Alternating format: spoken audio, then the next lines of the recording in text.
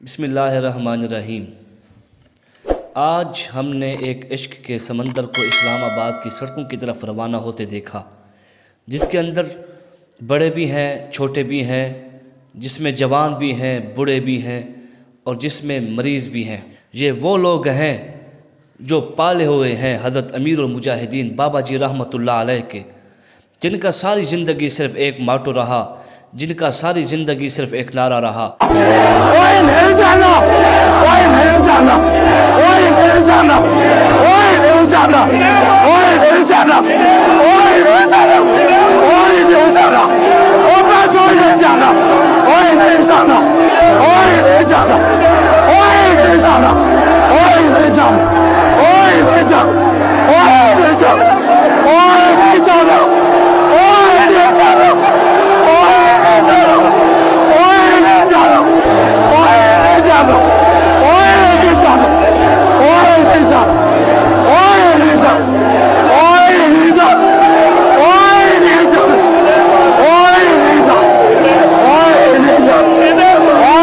انہیں جانا، انہیں مانا،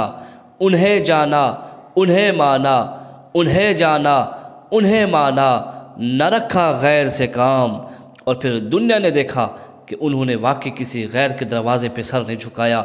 دشمن ان کو جھکاتا رہا پر وہ نہ جھکے۔ انہوں نے مصطفیٰ کی ناموس کی بات کی تو مصطفیٰ کی ناموس کے لیے اپنی زندگی بھی قربان کر دی۔ پھر آخری وقت تک لوگوں نے دیکھا، دنیا نے دیکھا، زمین نے دیکھا، آسمان نے دیکھا، چاند ستاروں نے دیکھا کہ وہ شخص اس دنیا سے تو چلا گیا لیکن غیر کے آگے اس نے سر نہ جھکایا۔ یہ اس مرد کلندر کے پالے ہوئے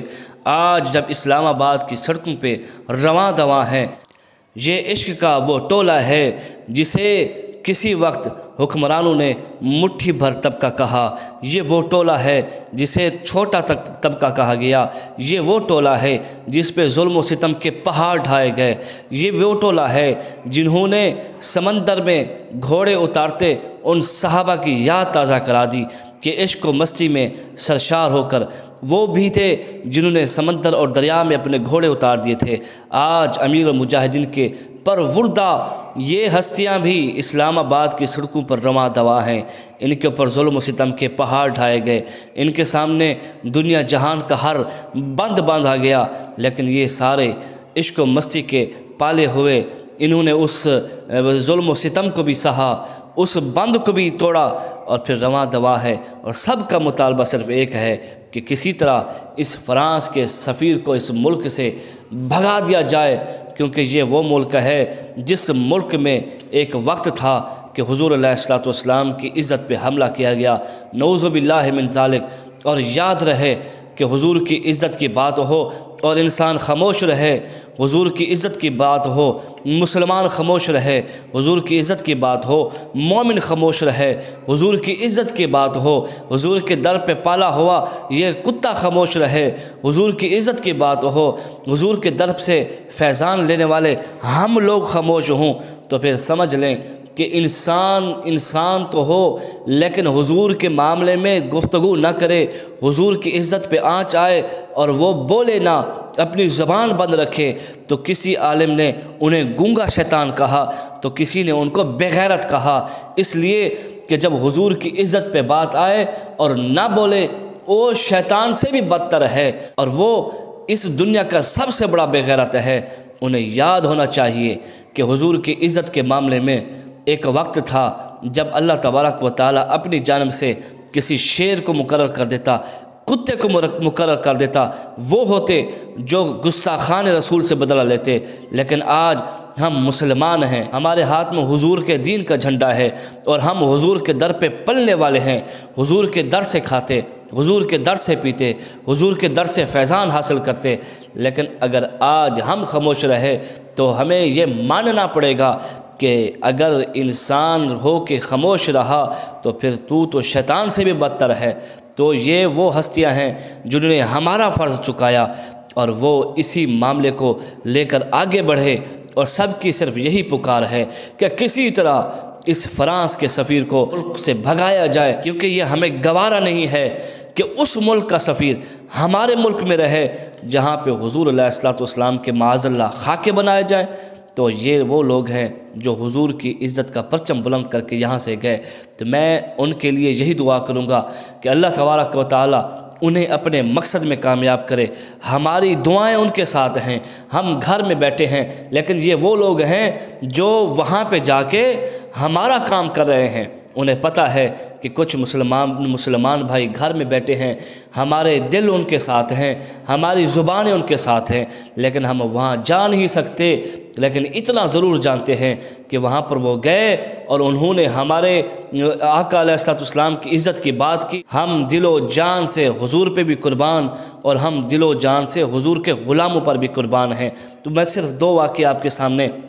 اس لیے بیان کرنا چاہتا ہوں تاکہ آپ کو پتہ چلے، میرے ناظرین کو پتہ چلے کہ یہ بات صرف ان لوگوں کے لیے خاص نہیں ہے جو وہاں پہ گئے، بلکہ وہ غلام بھی آج اپنی غلامی پیش کر رہے ہیں جو وہاں پر تو نہیں ہیں، لیکن وہ غلامی اس طریقے سے پیش کر رہے ہیں۔ وہاں پہ میرے ایک دوست سے بات ہوئی، اس نے کہا حضرت ہم نے دیکھا کہ ایک شخص وہاں پہ آیا اور اس نے پورا ٹرک بھرا ہوا تھا، جس کے اندر کمبل بھی تھے، جس کے اندر رضائیاں بھی تھیں، جس کے اندر باقی گھریلو سامان بھی تھا، اور اس نے ہمارے امیر سے آ کے بات کی کہ میں نے اپنی بیٹی کا جہیز اکٹھا کیا تھا، میں نے اپنی بیٹی کے جہیز کے لیے سامان اکٹھا کیا تھا، پائی جوڑ کر میں نے اس کے لیے اکٹھا کیا تھا، لیکن آج جب میں نے اس شاکان مصطفیٰ کو سڑکوں پہ ننگے سوتے دیکھا، ان کے لیے نہ رضائیاں ہیں، نہ ان کے لیے کمبل ہیں، وہ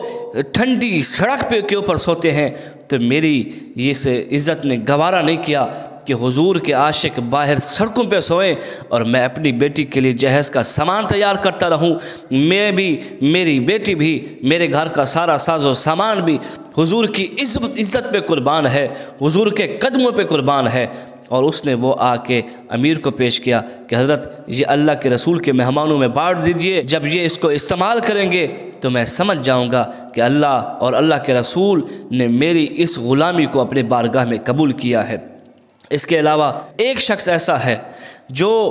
پاؤں اس کا معذور ہے، ایک پاؤں سے چل سکتا ہے، دوسرا پاؤں اس کا معذوری کی وجہ سے، درد کی وجہ سے وہ زمین پر نہیں رکھ سکتا، لیکن ہمارا یہ بھائی وہاں نکل کے حضور کی عزت کی خاطر ایک پاؤں پہ چل رہا ہے، لیکن اس کے نہ چہرے سے کوئی درد ظاہر ہو رہا ہے، نہ زبان سے اس نے شکوہ کیا ہے، نہ اس کے ماتھے پہ بل آیا ہے، بلکہ یہ ہر معاملے میں آگے بڑھ کے اس نے دکھایا ہے کہ ہم حضور کے ناموس پہ عزتیں قربان کرنے والے، ہم حضور کے ناموس پہ جانیں قربان کرنے والے، ہم حضور کے ناموس پہ اپنی اولادیں قربان کرنے والے، ہم حضور کی عزت پہ اپنا سب کچھ قربان کرنے والے۔ اگر ایک پاؤں نہیں تو کیا ہوا، اگر میں سارا کا سارا حضور کی عزت پہ قربان ہوا تو سمجھ جاؤں گا کہ اللہ کے حضور اور اللہ کے رب کے حضور میری یہ قربانی قبول ہو جائے گی۔ یہ انوکھے واقعات جو میں نے آپ کے سامنے پیش کیے، یہ اس وجہ سے ہے تاکہ آپ کو پتہ چلے، چاہے آپ گھر میں بیٹھے ہیں لیکن ان شاکان کے لیے آپ دعا کریں۔ میرا ان عاشقوں کے لیے ایک چھوٹا سا پیغام ہے، مت ڈرنا ان بدخواہوں سے، مت ڈرنا ان تنگ راہوں سے، جب ساتھ ہیں طیبہ کے والی پھر آگے کیا دشواری ہے۔ اللہ تعالیٰ میری اس حاضری کو اپنی بارگاہ میں قبول فرمائے۔